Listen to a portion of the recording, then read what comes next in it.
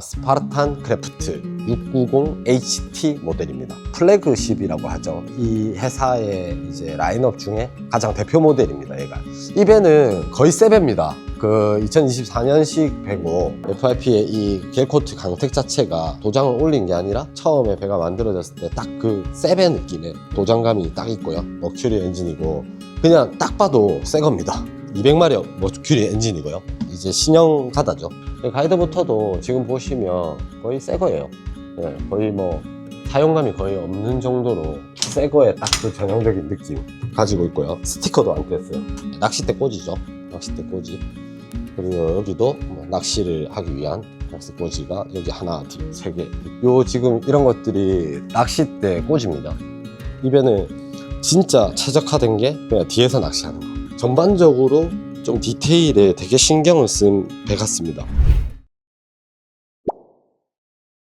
반갑습니다. 디스커버 마린 마린박사입니다. 안녕하십니까.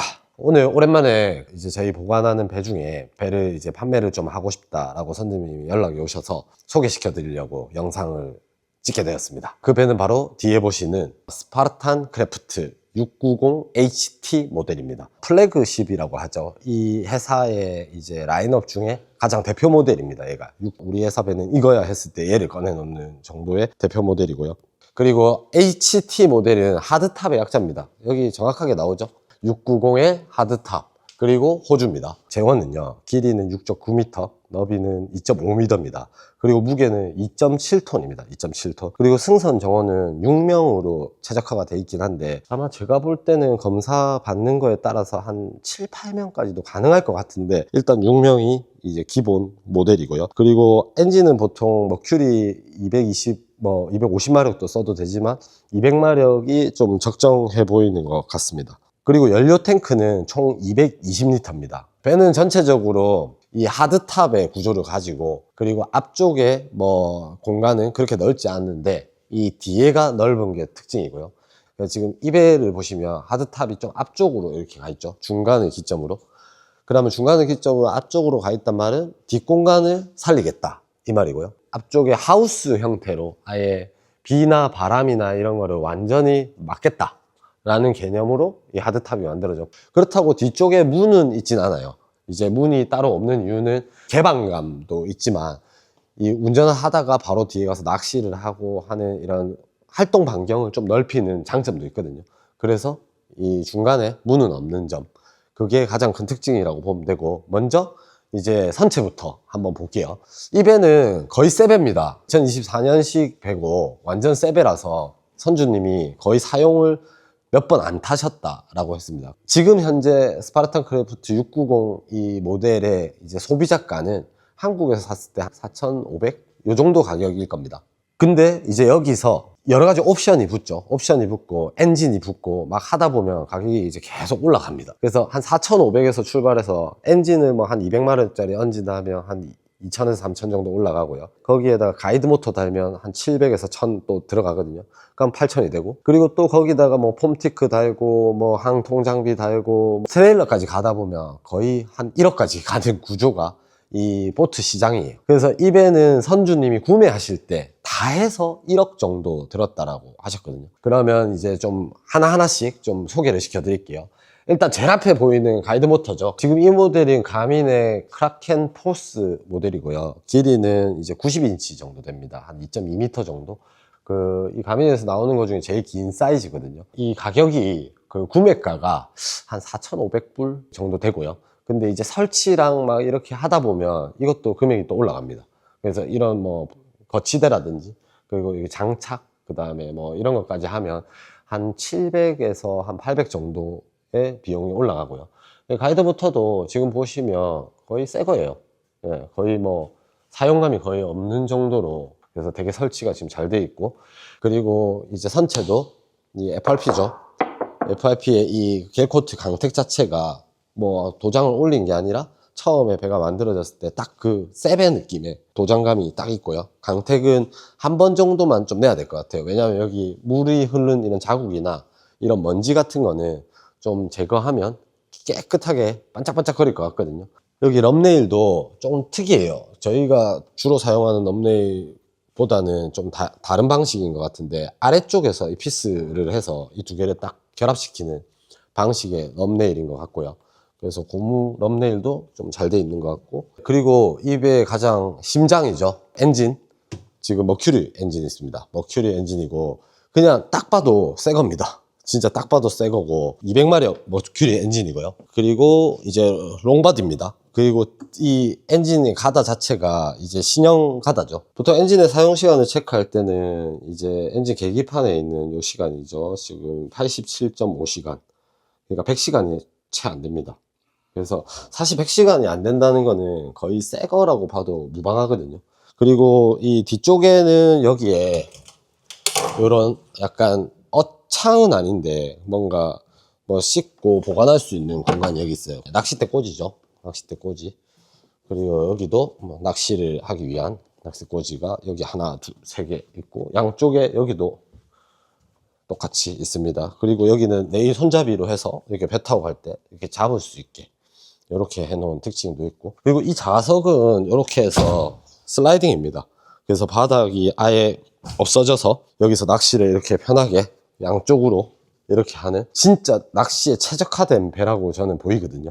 그리고 그냥 이동할 때는 이렇게 간편하게 열어서 이렇게 쓰는. 사실 이런 구조가요, 특허예요. 이 해사만의 특허인데, 제가 여지껏 만져봤던 배의 이런 이제 슬라이딩 중에 제일 간편한 것 같아요. 그리고 이제 이런 벽에 쿠션을 넣어서 디자인도 있지만, 여기는 이런 거죠. 이렇게 앞에서 이렇게 할 때 이제 좀 보호할 수 있는, 예, 여기 만약에 이런 게 없다면 좀 아프거든요, 여기가. 그래서 이런 디테일이죠. 이런 낚싯배들이 옆쪽에 이런 쿠션이 있는 게, 뭐 물론 타고 가다가 이렇게 쿵쿵 부딪히는 거 맞기도 하지만, 이런 식으로 할 수 있는 그런 장점도 있는 것 같습니다. 그리고 아래쪽에는 이제 보관함 양쪽으로 이렇게 수납 공간이 조금 있고요. 이쪽에는 지금 셀렉터 박스가 있어요. 그러니까 전원 스위치를 올리고 내리는 셀렉터 박스가 있고, 그럼 셀렉터 박스가 있단 말은 요 공간은 배터리실이겠죠. 진짜 잘 만들어 놓은 게 이제 연료 탱크의 연료 펌프죠. 이게 기름이 압이 꽉 찼는지 확인하고, 기름이 만약 공기를 빨아들여서 압이 안 찼을 때 얘로 펌프질을 좀 해줄 수 있는, 그러니까 이런 거의 위치를 여기다 딱 잡는다는 자체가 되게 사용자 편의성을 많이 고려해서 만든 거거든요. 앞쪽으로 한번 가볼게요.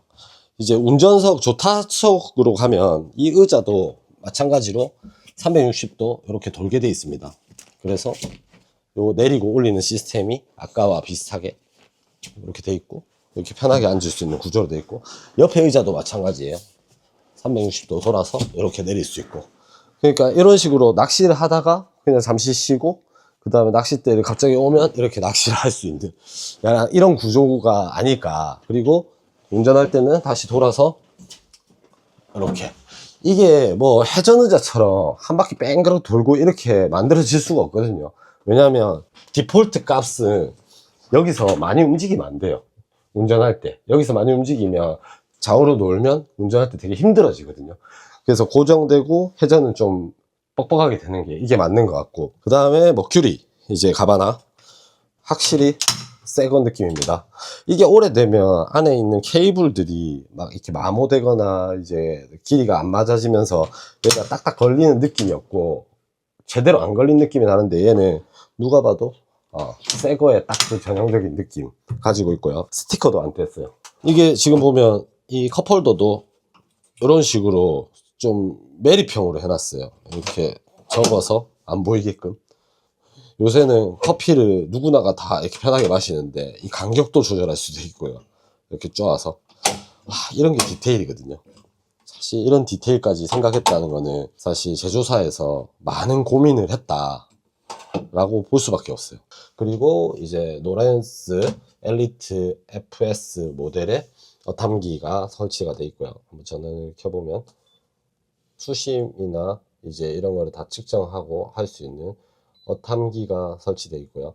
그리고 이제 그 GPS와 어탐기 그리고 레이더를 통한 이제 낚시 포인트를 이제 찾아가는 그 지도 뭐 이런 것들이 여기 다 있고, 그리고 이제 여기 윈드 브러쉬가 또 있어요. 이거 지금 누르면 괜히 뻑뻑할 때 눌러서 훼손이 있을까봐 안 누를 건데, 100% 됩니다. 이거 위에는 이렇게 해치가 이렇게 열어서 고정할 수 있는 형태.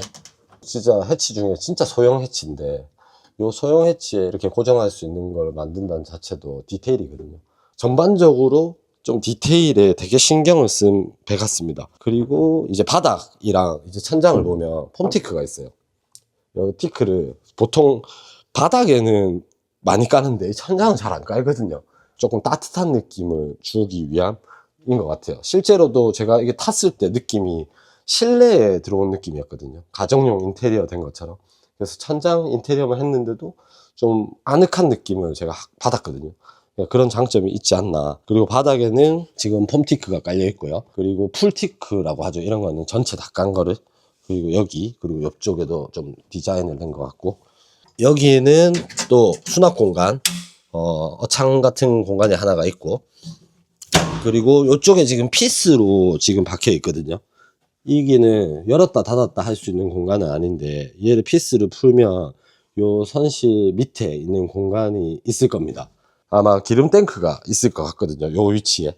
보통 기름 탱크가 지금 외부에서 육안으로 봤을 때는 있을 위치가 여기밖에 없기 때문에, 여기는 기름 탱크가 이렇게 길게 놓여서 이 기름을 넣지 않을까. 기름 주입구는 우측에 요 현측에 여기에 가스라고 적힌 여기에 기름을 넣으면 아마 밑으로 내려가서 이제 여기 쌓이지 않을까.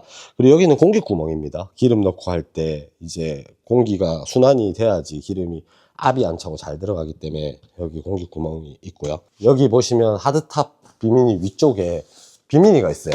그래서 이 비미니를 풀어서 장착을 하면, 이렇게 말려 있던 걸 제가 풀었거든요. 만약에 설치를 하면 여기 이제 버튼 같은 게 있는데, 이 버튼을 여기 뒤에 있는 이런 데다가 이렇게 딱 꽂아주면 이게 전체적으로 요 뒤쪽을 막아주는 공간이 되죠. 이런 비미니의 특징은 그냥 비를 피하고 뭐 하는 것보다는 햇빛으로부터 이 선체 이쪽을 보관하기 위함이에요. 보관할 때 이제 노후화가 빨리 되거든요. 근데 이런 비미니가 있으면 확실히 관리가 좋아집니다. 네, 이렇게 롤업을 해서 이렇게 살짝 걸어주면 손쉽게 얘를 딱 설치할 수 있죠. 요 지금 이런 것들이 낚싯대 꽂입니다.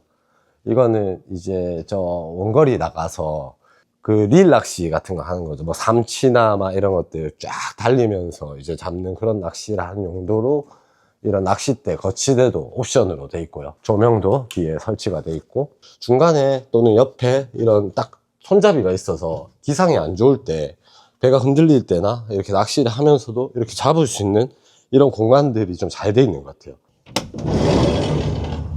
네, 실내가 크진 않아요. 왜냐면 6.9m짜리 배에서 외부 뒷공간이 이렇게 넓은데 이 실내가 넓을 수는 없어요. 근데 다만 특징은 이게 아래로 내려가는 구조보다는 일자로 평지화된 구조의 특징을 갖고 있는 것 같아요. 지금 안에 뭐 선주님들의 개인 짐이 좀 있어서 뭐 약간 좀 정리는 안 된 상태긴 한데, 약간 이렇게 누울 수 있는 공간인 것 같아요. 그래서 한 2명 정도는 진짜 편안하게 누워서 잘 수 있을 것 같고요. 그리고 위에 해치도 이렇게 열 수 있게 되어 있습니다. 창문 여니까 바로 공기가 쑥 들어오는 게 순환이 잘 되네. 그 양쪽에도 이런 작은 해치가 하나씩 있어서, 이 사실 이런 거 고급 요트에 많이 쓰는 클래식 해치거든요. 이렇게 방충망 돼 있고, 사실 이런 거는 잘 선택을 안 하는 창이긴 한데 되게 디테일하게 잘 되어 있는 것 같아요. 배 앞쪽으로 한번 가볼 건데요. 좀 단점 중에 하나가 공간을 넓게 쓰다 보니까 양쪽으로 나가는 길이 조금 불편하게 돼 있긴 합니다. 그래도 한번 나가보면 어떤 식으로 나가게 되냐면, 여기에 레일들이 다 있어서 이렇게 잡고, 물론 좀 일반 사람들을 태우기에는 위험해 보일 수도 있지만, 내 배에 내가 왔다 갔다 한다는 정도면 저는 이게 위험한 느낌이 전혀 없거든요. 좀 겁나는 사람은 그럴 수도 있겠는데 사실 막 그렇게 불편하다거나 그러지 않아요. 그래서 충분한 공간이 나오고, 사실 앞쪽 공간은 솔직히 말해서 너무 좁아서 불편하긴 해요. 왜냐면 뒤에가 너무 넓기 때문에 앞쪽은 어느 정도 잃을 수밖에 없고, 그리고 이쪽에 걸었을 때 이렇게 미끌리는 느낌이 나는 건 어쩔 수 없을 것 같고요. 대신에 요 앞에는 이렇게 좀 앉을 수 있을 것 같습니다. 그리고 요 레일의 높이는 사실 무릎 높이보다 낮거든요. 그렇기 때문에 앞에서 뭔가 레저 활동을 한다거나 낚시를 한다는 건 무리일 것 같아요. 이 배는 진짜 최적화된 게 그냥 뒤에서 낚시하는 거. 그다음 여기는 윈드 브러쉬가 이거 아까 작동을 못 시켰지만 이게 전기로 안에서 작동을 시킬 수 있는 기능입니다. 약간 어떤 느낌이냐면 배의 디자인이 둥글둥글하면서 되게 유선형의 곡선미가 느껴지는 그런 디자인이 이 배의 특징인 것 같고, 열었을 때 여기 앵커 위치인데 보통 가이드 모터는 앵커를 포기하죠. 왜냐하면 가이드 모터 자체가 앵커이기 때문에 이제 앵커의 체인이나 이게 없어도 되죠. 그래서 앵커는 그냥 수납 공간으로 아마 쓰면 될 것 같고요. 좋은 것 같습니다. 네, 지금까지 스파르탄 크래프트의 690HT 모델을 한번 봤습니다. 제가 봤을 때 제일 먼저 보는 게 일단 디자인적으로 좀 마음에 들어야 됩니다. 배가 안 예쁘면 좀 계속 좀 정이 안 간다 해야 되나? 그래서 배를 딱 봤을 때 우와 저 배 예쁘다 이런 생각이 좀 들어야 되는데, 스파르탄 같은 경우는 그런 느낌을 받는 배 중에 하나인 것 같아요. 그래서 디자인이 하드탑으로 앞쪽으로 치우쳐서 좀 투박한 느낌인데도 불구하고 디자인은 예쁘다. 그래서 전체적인 디자인은 제가 볼 때는 만족스럽고요. 그리고 이제 가격인데, 가격이 사실 거의 새 배와 버금가는 가격입니다 지금. 왜냐하면 7,800만 원 정도 되는 돈은 웬만한 새 배를 사는 돈이랑 비슷한데 엔진 시간이 85시간 정도인 배죠. 그래서 만약에 이런 사이즈의 배를 새 걸로 살 생각이 있다면 이런 1년 정도 된 거의 새 거 같은 중고도 옵션이지 않을까.